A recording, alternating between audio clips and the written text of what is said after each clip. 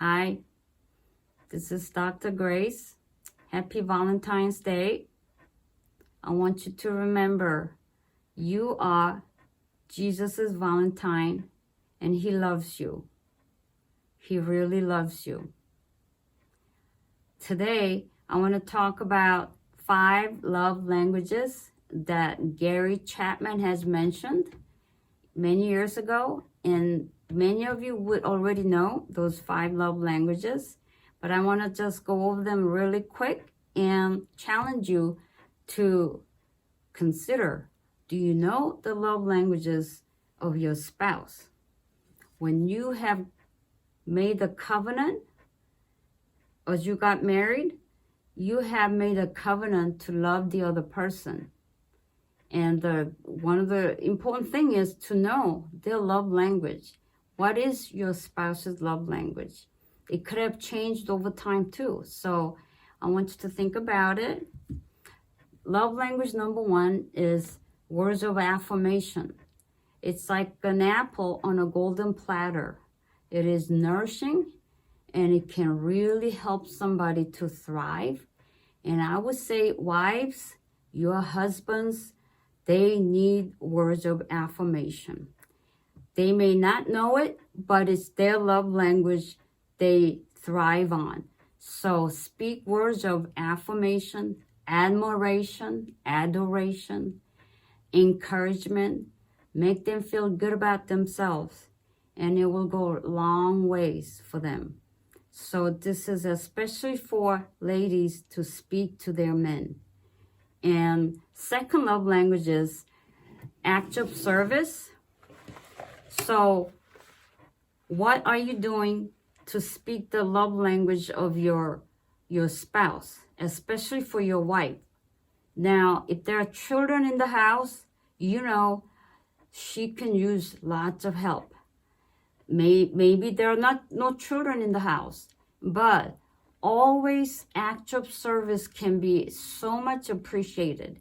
Doing dishes, cleaning around the house, even cleaning the bathroom, helping with the children, with the diapers, just taking them out so that your wife can just have a little break. Whatever it may be, if you can do acts of service, many wives, they will really appreciate it. And that is the love language many wives would want you to express. Number 3 is gifts. There are people whose love language is gift. You can tell when they give you lots of little gifts, then most likely it's because it's their love language. So it's not about how expensive it is, but just the fact that you just get something, package it nicely, and give it to them, and they feel loved. They get excited. And it may not be just gifts. It can be just flowers for your lady. And just those little things of gifts can really make somebody happy. So if that's the love language of your loved one, think about spending just few bucks, even to bring flowers for little things. But that is their love language, then you want to try to speak that love language. The 4th love language is time. We call it quality time. You can be with somebody and be looking at your device. That's not quality time. So you want to spend time with the other person where you are giving the other person to really feel like you appreciate them. So especially, I would say, for older parents, they would really like you to express your love for them by spending time, whether it's by phone, by actually visiting, whatever you can. Time is something you can give. And I would say some of your kids that are in teenage years, they will really appreciate that time. So think about spending time, undivided time with the loved one. That can go for your wives, your older parents. It can be for your children. Either way, time is precious, and it's one of the most appreciated love language.